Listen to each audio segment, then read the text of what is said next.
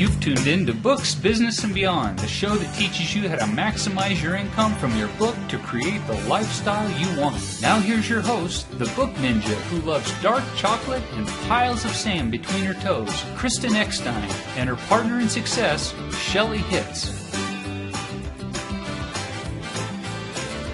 Hey, welcome to Books, Business, and Beyond, the podcast. This is your co-host, Kristen Eckstein, with my co-host, Shelley Hitz. Hi, Shelley. Hey, Kristen. It's great to be back with you.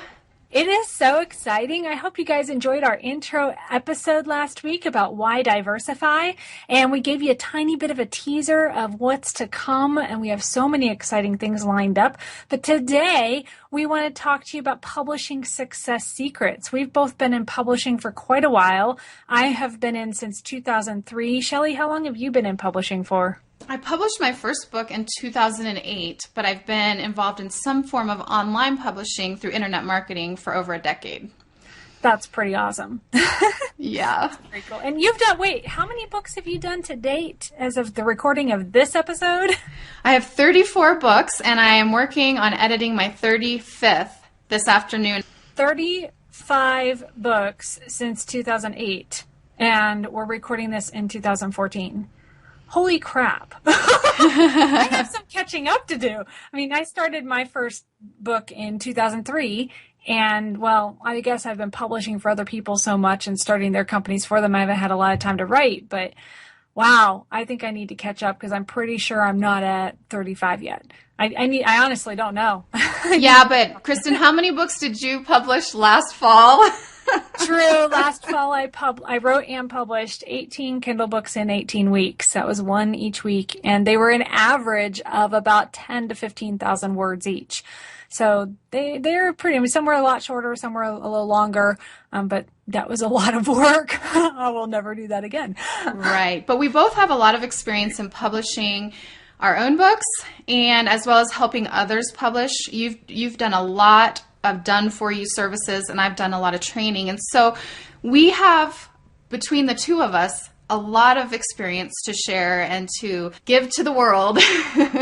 Yep, absolutely. And today we really just want to highlight some of the secrets to publishing success, because one of the ways that you can diversify your income is by publishing your book in a professional way. And that opens up a lot of marketing doors like traditional bookstores and signings, which open up even more doors. So one of my top tips, in fact, my biggest tip of the day, actually, I'm going to start off with that one because I want to give you something you can use right away, is to meet Barnes & Noble's requirements. Barnes & Noble is one of the biggest and one of the strictest of brick and mortar bookstores still in existence today. And if you meet their requirements to have your book stocked on the shelf in their stores, then you pretty much meet your requirements to market your book anywhere in the world. It's pretty insane. They're very strict, but the way to meet their requirements is pretty simple. First, you just have to have the ISBN registered in a company name, preferably a company that you own. This is another way to diversify your income, is to have your own publishing company. And when you have your own publishing company, that opens up doors to publish other people as well as your own books. Because what's going to happen is people are going to say, "Oh, I love your book. How did you get published? Can you help me?" And that's just one other avenue that you could take if you wish. And then a couple other things are to have your pricing be in line with pricing in your genre. So you don't want to price your book so high that it's not going to sell in the bookstore. I mean, there are specific pricing guidelines, and all you need to do is a quick Amazon search to see what other books are priced at in your genre, or go to the bookstore. Heaven forbid we leave our computers nowadays and enter the real world, right? Yeah, and the thing about, the pricing is you have to be careful who you publish with, because certain small presses will price your book so high that then you can't fit that requirement. Right, exactly. Kristen? And all of them will say you get to set the final price, but the fine print says within their guidelines. So keep that in mind. I actually had an author who was with Lulu.com. She published a 6x9 book that was only about 40 pages. I mean, this thing was basically a booklet. And the cheapest price that Lulu would allow her to price her book at was $18. Now, Wow. $18 for postage. That is too much. No, nobody's gonna. She's like, I can't get anybody to buy it, and Barnes and Noble won't have it. And I'm like, well, first of all, your cover sucks. I mean, I'm one of those people. I'm gonna be honest with you. You hire me for a cover critique, and I'm gonna tell you if it sucks or if it's good or what's good about it or what you need to change. They don't call you the book ninja for nothing, right? That's right. And her cover was just a template from Lulu. It wasn't even anything custom, so it didn't look very nice. Her book was way too thin for the price, and she said, well, I couldn't make it thicker because the price would go up. Well, that's when starting your own publishing company and getting your own ISBNs becomes so crucially important. Because what most people don't know is if you can get a book signing in Barnes & Noble, first of all, that's a feather in your cap. Yay, I'm an author. I've been in Barnes & Noble. Right. It's a credibility thing to say, I've been hosted by Barnes & Noble, and be able to show pictures on your Facebook page and on your website and your blog, and to be able to talk about that. People are like, wow, that's cool. You were at Barnes & Noble. It's a huge credibility factor. And what most people don't realize is a lot of Barnes & Nobles are going to promote you as the guest author because they want more traffic in their stores. Those promotions include radio interviews, radio commercials, and TV interviews and appearances. So if you're ready to play big as an author, then you need to set yourself up right. And I do highly recommend, this is one of the things that people pay me for. So this is a tidbit of information you're getting for free on this podcast, but it is something I tell my coaching clients. We love free tips, right? Don't publish your book under your own name.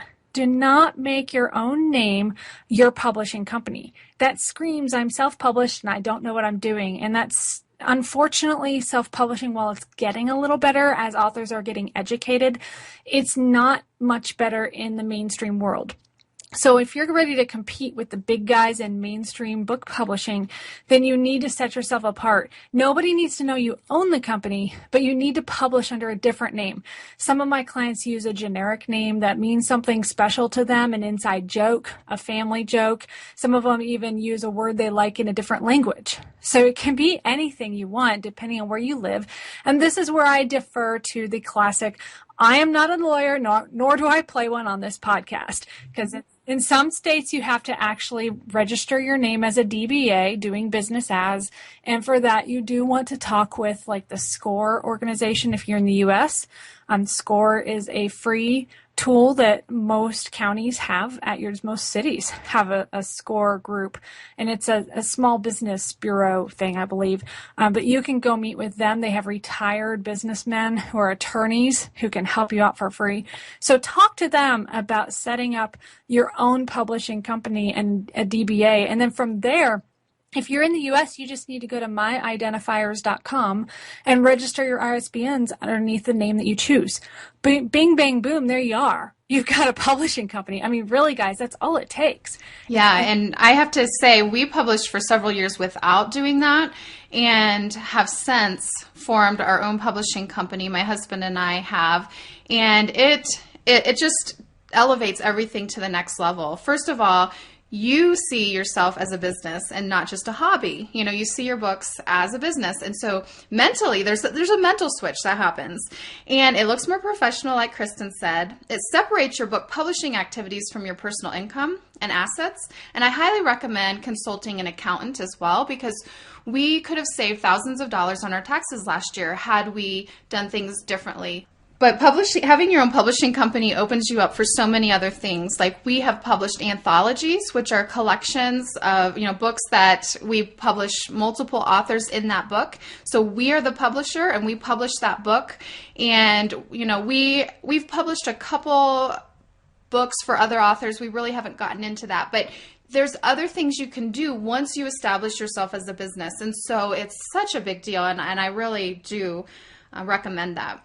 It is a little easier to start from the beginning, because something else that many of you newbie authors may not be aware of is when you're working with a self-publishing services company, most of the time, basic copyright law does state that the original designer of a book cover owns the copyright to that cover. It is not work for hire unless it says so in the contract. So if you want to take your book away from those companies, you're going to have to redo your book over from scratch. And if all your branding for all your marketing materials and your website is based on that book cover, you're going to have a huge expense in having to redo all of that from scratch. So if you're getting started, do it right the first time. If you're not getting started and you want to do it right this way and have your own publishing company, then start it now with your next books, because no author should just have one book. I mean, that's one way to diversify your income, is to have more than one book, right? Right. That's my biggest marketing tip, is always write more books. But some other tips too. Yeah, that I know you want to share. So I want to hear these. Yeah. One of my biggest tips for authors on publishing is, most authors wait until they have a published book to build their author platform. However, that is, I feel that is too late. I mean, better late than never, but, you can get started on building your author platform, building relationships with potential clients, potential readers, customers from the very beginning. So as you're writing your book, begin building your platform. And that's one of the biggest mistakes I see authors making. I'm sure you see that all the time too, Kristen. I do. I mean, so many times it's build it and they will come attitude, and Right. that just doesn't work, especially Right. with all the competition you're going to have in the book world. Yeah, there are so many books being published every day. There's so many authors, because we live in a digital age where publishing is available to everyone, which is awesome. I would not have the career I have right now if it was not that way. However, because there's so much competition, we have to do marketing. We have to get the word out. We can't just publish the book and expect it to sell. And so, one of the things that we can do early on is begin to build our platform. And I recommend having a website as the base and the hub, and then choose one or two social media platforms to focus on. One thing I see authors doing too is they get overwhelmed because they're doing too much. They just want to write. Most authors want to write and want to do, teach or whatever, and get sucked into Pinterest and Tumblr and, Google Plus and Facebook and Twitter and all of these things. And they're all good, but focus on one or two. I love Facebook. That's where a lot of my target audience hangs out. So I spend a lot of time on Facebook, and you'll see me on there a lot. But, choose one or two. And then the biggest thing I recommend starting from the very beginning is an email list.